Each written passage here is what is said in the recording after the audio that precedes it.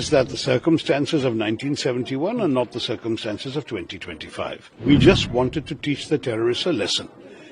That lesson has been taught. Today's Pakistan is a different situation. Their equipment, their military equipment, the damage they can do, everything is different. If Pakistan did not escalate, we would not have escalated. Pakistan did, we also did. The whole idea of this book launch is to celebrate the Constitution as a living document, an evolving document. A document that is relevant to the lives of every Indian, but it takes different shape at different times. We've had 106 amendments since it was first passed. There have been a number of judgments of the Supreme Court that have changed the way it applies. There have been serious issues, disputes, cases going on. It's all part of the fabric of the political, social life of Indians every day, not just legal. So it's a book that tries to demystify the Constitution for ordinary people. It's not written for lawyers, it's not written for constitutional scholars, but for you and me, just to appreciate what the Constitution means in our lives. Sir, a big development happened between India and Pakistan. What's your take? See, the fact is that, to my mind, we had reached a stage where the escalation was needlessly getting out of control. Peace is necessary for us. The truth is that the circumstances of 1971 are not the circumstances of 2025. There are differences. As far as I'm concerned, I believe that the people of India deserve peace.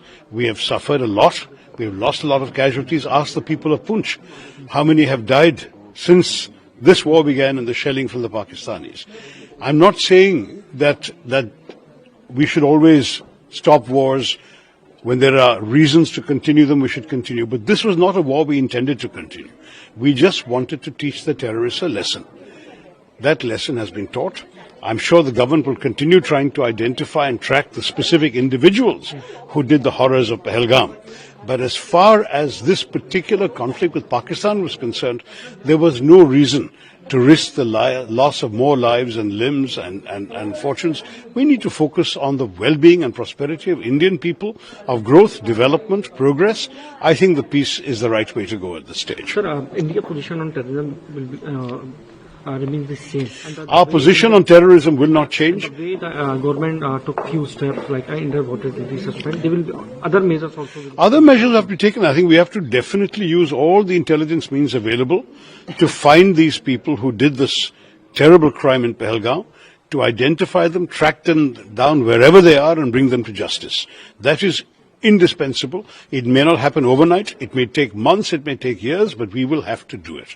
No one should be allowed to get away with killing innocent Indian civilians. But that doesn't mean we should put the entire nation at risk in a prolonged war. So I'm in favor of peace, but I do not in any way suggest that we should stop the quest to find these terrorists and bring them to justice. One last question, sir. Are you happy with the Prime Minister Modi's step, and you're still missing Indira Gandhi ji? Look, I think 1971 was a great achievement of our history. I'm proud of it as an Indian. Indira Gandhi ji rewrote the map of the subcontinent, but the circumstances were different. Today's Pakistan is a different situation. Their equipment, their military equipment, the damage they can do, everything is different. And the circumstances of Bangladesh, we were fighting a moral cause to actually bring people to freedom and liberation. That was a completely different story.